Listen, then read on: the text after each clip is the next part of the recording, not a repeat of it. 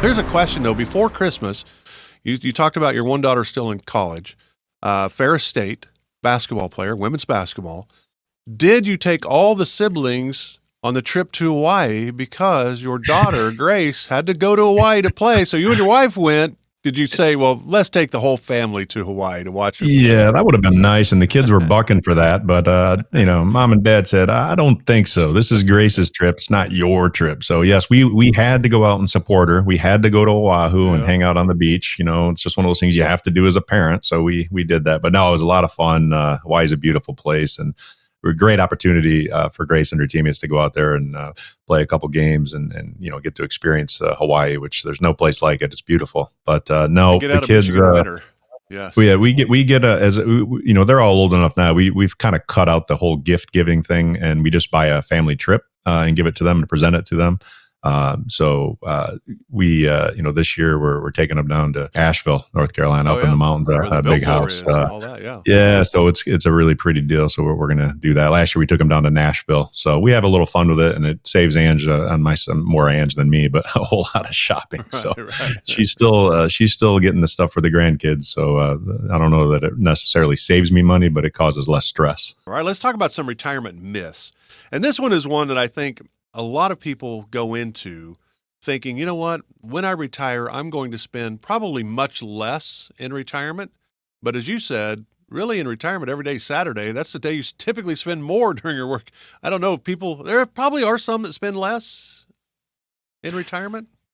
It varies, but the thing I always tell people, there's the three phases of retirement, right? There's the go-go years, the slow-go years, and the no-go years. And typically your first, decade in retirement, it's the go-go time. You've been waiting for this time, right? You've been itching. You've been ready to go travel or start a new hobby or, all the things you didn't have time for before. Now you've got time, right? And every day is Saturday. And what day do most of us spend more money on? It's usually Saturday when we're doing our fun stuff. Well, every day Saturday in retirement. So for the bulk of our clients, they actually spend more early on than they did, in their working years because, work kind of prevents you from spending money. A lot of times you're eating up 8 to 10 hours a day work and you don't have time to go spend your money. So, we plan for all those phases, right? And we incorporate that into our projections. Like, okay, hey, you're not lugging suitcases around at 80 like you might have been at 65, so things change. Yeah, healthcare costs could go up by then, but as far as your day-to-day expenses, they tend to decline over your lifetime. So that's a deal where we factor all that in and be realistic about what you're going to need in retirement. All right, here's another myth. Well, it can't be a myth, Mitch, because I'm now 66, which means I started Part A of Medicare, but I'm still working, so I didn't do the rest. Just a Part A because it's free, so I just signed up. Mm-hmm. But I know now, once I decide to kick in all of Medicare, I never have healthcare expenses ever again because Medicare's going to cover it all, right? Wouldn't that be nice, right?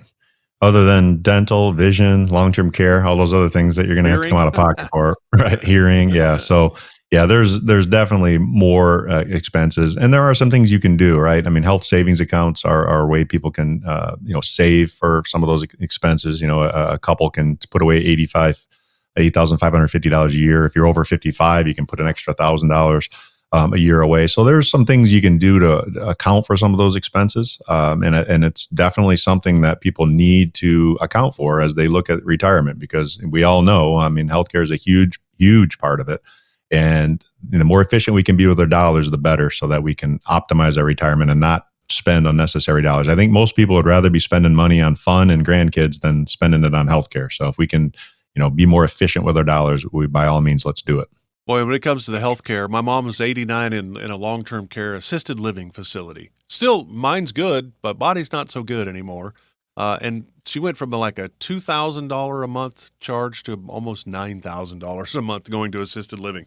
You better have a strategy. In that kind of same vein as, what, Mitch, when I retire, I'm going to spend less. Well, the one that we all know surely is true. Once I retire, I will now not pay near as much in taxes. That was true for my grandparents, right? They had pensions, Social Security, didn't have a ton of money saved. There weren't 401ks back then. My retirement, there's a chance I could actually pay more in taxes when I hit the age of 73, because I'm born in 1959, so my RMD age is 73. If you're born in 1960 or later, your RMD age is 75. But Boy, with IRAs and 401ks, taxes are a huge.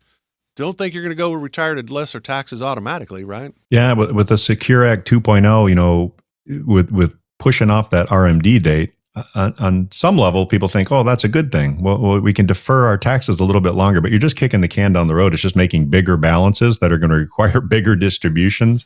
And, who knows where tax rates are going to be in the future? I would suspect they're not going down anytime soon with the amount of deficit we're running.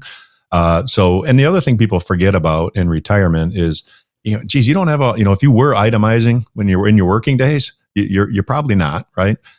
In retirement. So your home's probably paid off. So there went your mortgage interest deduction, and you're not having the same 401k contributions to reduce your taxable income. So oftentimes people find themselves, falling in a higher tax bracket in retirement, just as you stated. So, if they retire before their full retirement age and they're taking Social Security, you've got to account for possibly being penalized there for the dollars you're earning. If you're pulling money out of IRAs, that can make your Social Security taxable, right? 50 to 85% of your Social Security benefit is going to be taxable for most people, because most people aren't just going to live on Social Security.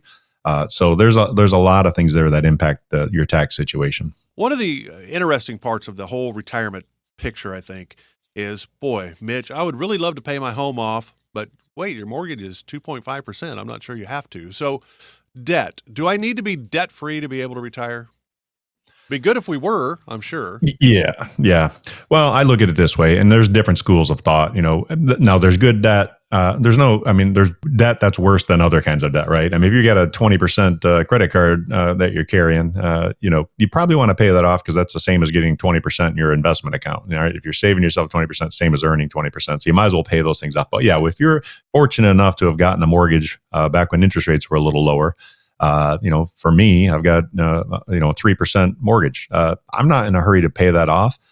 Some people will want to pay it off because they like that, what I call the sleep factor. They love putting their head on their pillow knowing, hey, no matter what happens, my house is paid off. Now, other folks, and this tends to be me, hey, I don't want to pay the 3% off because I'm writing off the interest anyway. It's really costing me less than 2%. And I can put that money to work for me and earn a higher rate, right? And know that in my mind, okay, my house is paid off, but it's just not stuck under my roof. It's in another investment account where at a moment's notice, I could call and tell them, hey, send a check to the mortgage company and pay the bank off. I want my house paid off, but I want it working for me, and home equity doesn't really earn you anything. Your home value is going to go up over time, whether you have equity in it or not. So let's put that equity to work. But again, like I said, some clients, they just want to know that peace of mind that, hey, it's paid off. So there's two schools of thought there. But the bottom line is, beyond that, we want to have debt paid off. We don't want to be carrying consumer debt that's costing us money every month.